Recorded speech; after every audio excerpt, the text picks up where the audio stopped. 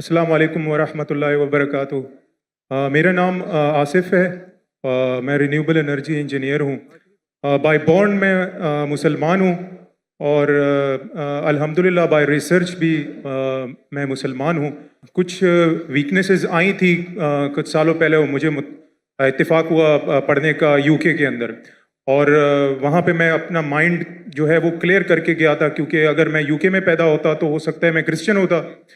تو یو کے گیا اور وہاں پر کرسچنس پہ بھی ملا اور ڈفرینٹ ریلیجن لوگوں سے بھی ملا، اور ناٹنگھم اسلام انفارمیشن پوائنٹ کے تھرو میں نے دعوت بھی دی، ان سے ملا، اور جس طرح سے ڈیبیٹس ہوئیں، آپ کی بکس ہیں، احمد دیدات کی بکس ہیں، انہوں نے بہت ہیلپ فل کی، اور جب کرسچنز اور ڈفرینٹ تھے وہ بے بس رہ گئے، تو میرا یقین اور پختہ ہو گیا کہ اسلام اور قرآن کے علاوہ اور کوئی مذہب حق نہیں ہے، یہی صرف حق ہے تا قیامت تک، کیونکہ ان کی بے بسی دیکھی میں نہیں دیکھی وہیں پر۔ لیکن کچھ سالوں پہلے سر ایک شخص ہے، وہ بھی آئی پی سی سی احمد دیدات کے اسٹوڈنٹ ہیں، انہوں نے جو ابھی کلیم کیا ہے، آپ چاہیں تو میں اس کا نام بھی لے سکتا ہوں، انہوں نے کہا ہے کہ قرآن کی جو لٹرل میننگز ہیں جو عربک ہیں، عربک میں آپ جب ٹرانسلیٹ کرتے ہیں تو اس کی جو لغت ہے اس سے ہی آپ کو قرآن کو انڈرسٹینڈ کریں۔ آپ جو تفسیر دیکھتے ہیں یا پھر کچھ حدیث ہیں، اس سے آپ اگر دیکھتے ہیں تو وہ قرآن کی انڈرسٹینڈنگ بالکل بدل جاتی ہے، جیسے کہ وہ کہتے ہیں کہ تورات جو ہے وہ موسیٰ علیہ السلام پہ نازل نہیں ہوئی۔ تو میرا کوشچن یہ ہے کہ پوری کی فاؤنڈیشن ہی جو ہے اس نے ڈسٹرب کر دی ہے، کہ جیسے اس نے کہا کہ مسجد اقصیٰ جو ہے وہ فلسطین نہیں ہے بلکہ وہ پیلسٹائن میں ہے۔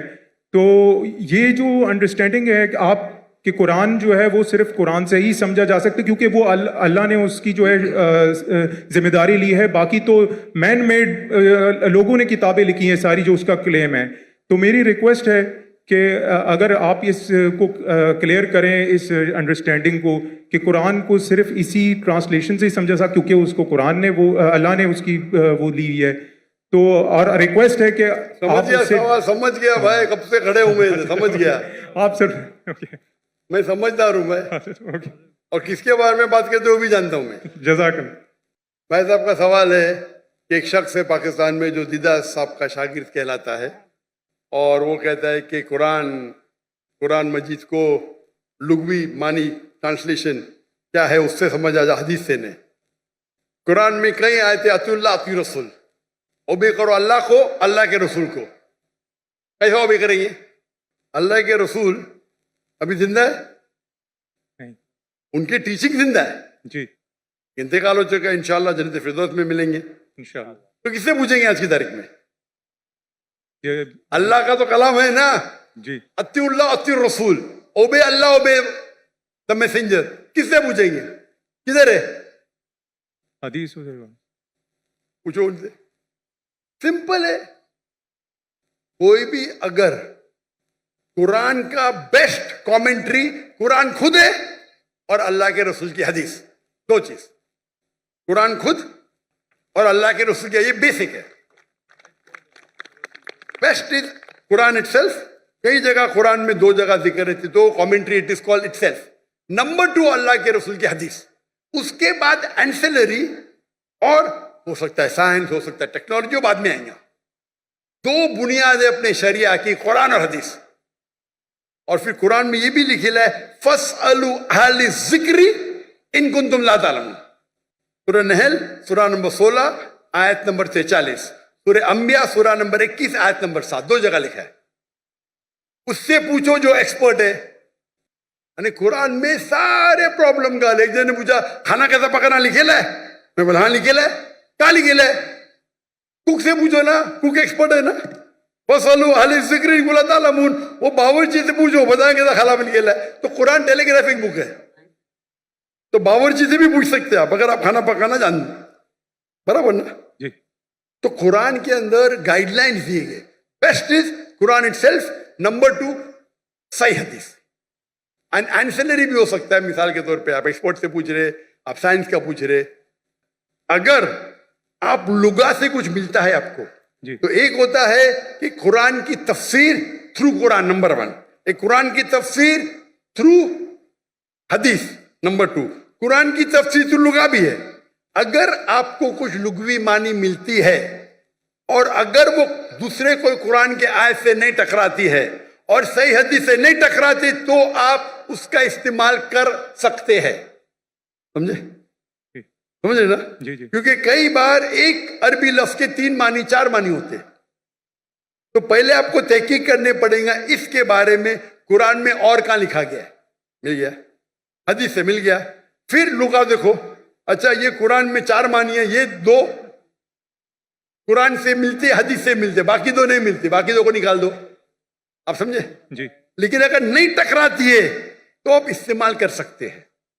अगर जी. नहीं कुरान और सही हदीस से नहीं टकराती है, जी अगर ऑर्डर रहता है, there is order. Number 1 is Quran, फिर हदीस है, फिर बाद में आपका लॉजिक है.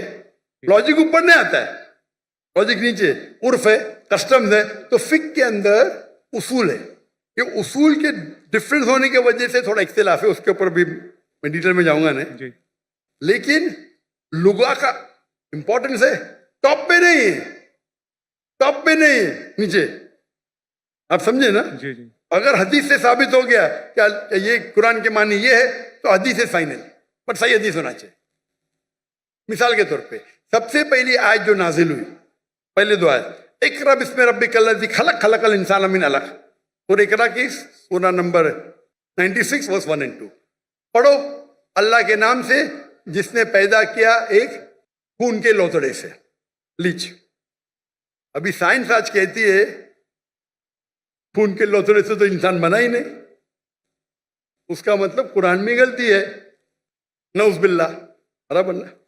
और बहुत से लोग एतराज देते आपके पहली 2 आयत में ही गलती है, क्योंकि पहले लोग समझते थे, ग्रीक लोग, कि इंसान खून के लोथड़े से बना है. अभी आप जब तहकीक करेंगे तो अलाका के मानी 3 होते हैं. खून का लोथड़ा, लीच, लोच जैसा, Leach like substance, and something which clings. 3 मानी होते हैं. खून का लोथड़ा, लीच लाइक सब्सटेंस. लीच को क्या बोलते हैं उर्दू में? लौच. लीच को क्या बोलते हैं उर्दू में? जोंक. जोंक. जोंक. जोंक. जोंक. और तीसरा है समथिंग विच क्लिंग, जो लटकता है. तो कीथ मोर के पास जब गए थे और ये तीनों मानी दिखाए, कीथ मोर एक क्रिश्चियन था. जी. 1991 में 1922 में गए थे उनके पास.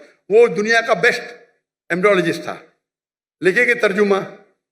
हमारी साइंस को पता ही नहीं कि एम्ब्रियो मतलब जब बच्चा माँ के पेट में जब शुरू में पैदा होता है उसे कहते हैं एम्ब्रियो. हमारी साइंस तो कहती नहीं कि वो जोंक के जैसा लगता है.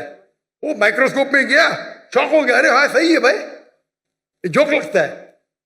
तो इसमें मानी कौन सी है? अभी अलका की क्या मानी है? जोंक. समझ गए? या. बाद में उससे पूछे बाकी के बारे में क्या है? नहीं भाई, बच्चा लटकता भी है तो दोनों सही है. बच्चा जब मां के पेट में रहता है, वूम में रहता है, तो बच्चा लटकता है थ्रू द एम्बोलिकल कार्ड. एम्बोलिकल कॉर्ड के थ्रू लटकता है, बराबर. दोनों सही है. और रिसर्च करे पता चला कि दिखने के अंदर बच्चा शुरू में खून का लोथड़ा दिखता है, तो वो भी सही है. खून के लोथड़े से नहीं बना, लेकिन खून के लोथड़े जैसा लगता है. तो कुरान की जो आयत है, इक़रा बिस्मि रब्बिकल्लज़ी खलक खलकल इंसाना मिन अलक, अलका के मानी खून का लोथड़ा, जोंक और लटकना, तीनों सही है. कोई भी हदीस से टकरा रहा नहीं, कोई भी तफसीर में लिखा नहीं, कोई भी तफसीर में लिखा नहीं कि ये लॉन्च के बारे में, जोक के बारे में. खून का लोथड़ा लिखा है, लेकिन वो गलत फहमी थी, क्योंकि खून के लोथड़े से बनता नहीं, खून के लोथड़े जैसे लगता है. आप समझ रहे ना? तो इस वक्त आप लुगा का इस्तेमाल करें, अच्छी बात है. लेकिन वो लुगा अगर कुरान के दूसरे आयत से टकराता है या हदीस से टकराता है तो उसको छोड़ देने का. आप समझ रहे ना? जी जी. तो लुगा की अपनी उसका दर्जा है, लेकिन नीचे. तो अगर आप उसूल को जाने, उसूल को जाने ने और अपने फतवे देने लगे तो हालत ही होएगा. और उम्मत को अगर बेसिक नॉलेज है दीन की, कोई भी आलिम आपको کوئی بھی گھمائیں گا نہیں عالم. اگر آپ کو پتا ہے دین کے بارے میں واللہ کوئی بھی عالم گھما نہیں سکتا آپ کو. وہ پرابلم ہے ہم دین کے بارے میں جانتے ہی نہیں نا. میں آپ سے سوال پوچھتا ہوں, اگر ہندوستان میں حیدرآباد میں گاڑی پہلی بار آئی تھی بہت سال پہلے, تو ایک نواب گاڑی خریدتے, پہلی بار گاڑی آتی, امیر رہتے, مل جاتی گاڑی ان کو, تو گاڑی کے ساتھ ڈرائیور بھی آتی. کس کو چلانے آتا ہی نہیں, گاڑی کس کو چلانے آتا ہی نہیں نا, تو کمپنی اس کو ڈرائیور بھی دیتی ہے. تو نواب صاحب بولتے میری بیوی کو شاپنگ جانے کے, گاڑی کو باہر نکالو. تو ڈرائیور بولتے نواب صاحب گاڑی خراب ہو گئی, اب بھی صحیح کرو. تو بولے صحیح کرنے کے لیے 10 کلو گھی چاہیے, 20 کلو رائس چاہیے, باسمتی رائس, اور 30 کلو شکر. تو نواب صاحب اس کو 20 کلو گھی دیتے, 30 کلو باسمتی رائس اور 30 کلو شکر دیتے, اور گاڑی چلنے لگتی.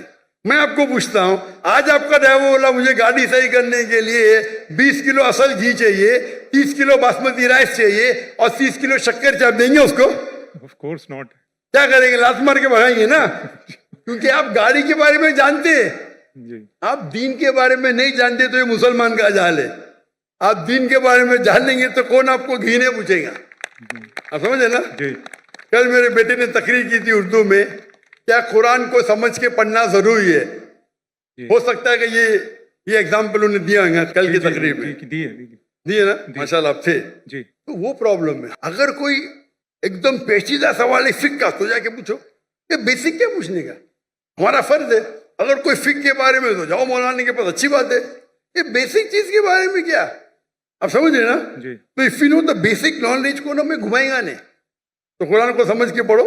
الحمدللہ جہاں تکلیف آتی ہے نزول قرآن تو عالم سے بات ضروری ہے, لیکن یہ بیسک کس طریقے سے قرآن و حدیث پہ عمل کرنا چاہیے, تو ہر مسلمان اگر سیکھے.